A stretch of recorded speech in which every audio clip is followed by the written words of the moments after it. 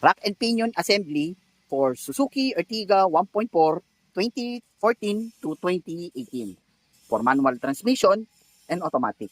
So assembly na po to. So wala pong nabibilihan na parts nito or mga bushing nito. So assembly po yan. Merong iba na paparepair po nila. Pero ito ay non-repairable dahil as per diagram wala pong parts na nabibili.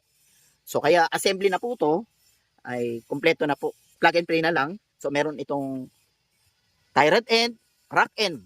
So ito yung para sa right or passenger side at yun naman ang sa left driver side.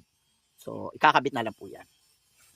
So for checking tayo, bound ito sa Davao via LBC.